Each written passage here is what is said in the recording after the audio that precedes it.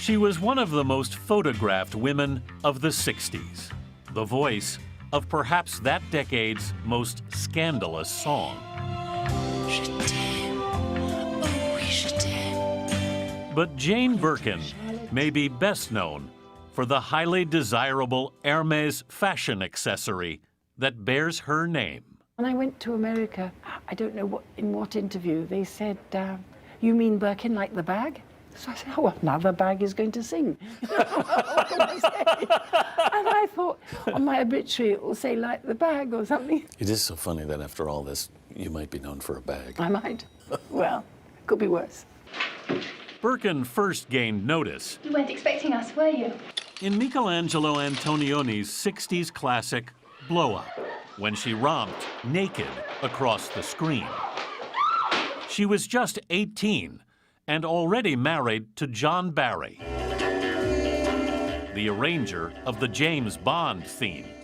But then he left her. It was a disaster, and I was left with my daughter Kate.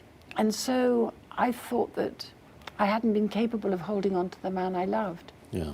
And that at 19, 20 years old is terrible. I had no confidence in myself. She went to Paris to audition for a film called Slogan and was paired with Serge Gainsbourg. From what I gather, it was not love at first sight. No. Suddenly I come trundling along, can't speak French, called him Bourguignon.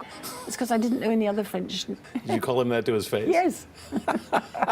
But she got the part and the man, who was building a reputation as the French Bob Dylan. He'd just come out of a very unhappy affair with Brigitte Bardot. That's got to be slightly intimidating. No. No. I know. I thought, gosh, if he'd been in love with the most beautiful woman in the world, which was Bardot at the time, Yeah. and if he could take a look at me, to the contrary. Gainsbourg had written a song for Bardot that he now wanted Birkin to sing.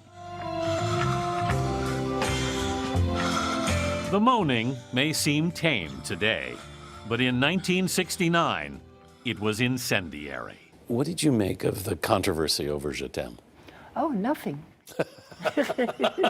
It was great. She recalls the reaction the first time she heard it played in a Paris restaurant. We saw all their knives and forks in the air like that. And Serge said, I think we've got a hit record. Then the Pope goes and bans it, Yeah. and the BBC. Yeah. It was in the bag. Best publicity you could get. Can't get better. For 13 years, Birkin and Gainsbourg were an inseparable it couple, songwriter and muse. Until his drinking problem fractured the fairy tale. So suddenly a beautiful boy comes along and what's more found me interesting. Whereas it was always for Serge he was the great man. Yeah. I suppose I wanted to be noticed. That boy was French director Jacques Doyon, who asked her to play a depressed wife in his film The Prodigal Daughter. No one had ever asked me to psychologically take over a part like that, and to have a shirt buttoned up to here, the rest didn't interest him. And then, voila. She moved in with Doyon, and they had a daughter.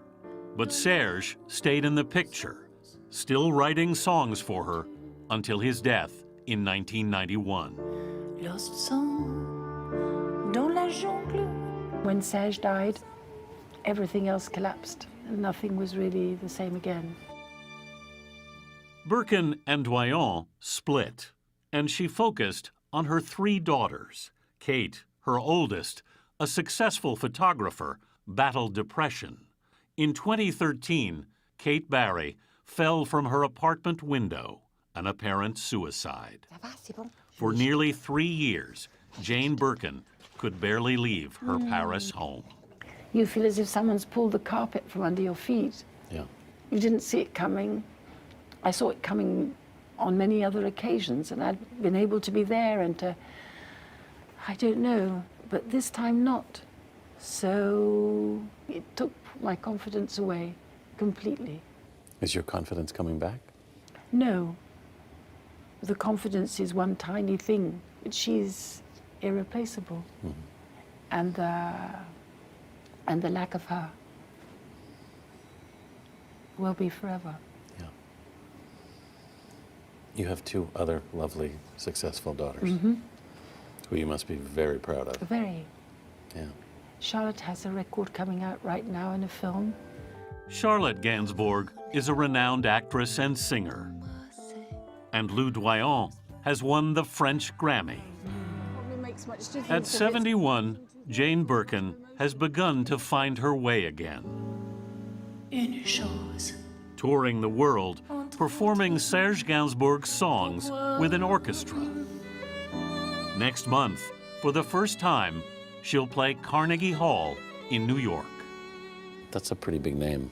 It's a big name, but it's just a big hall. You just have to fill it. That's true, isn't it?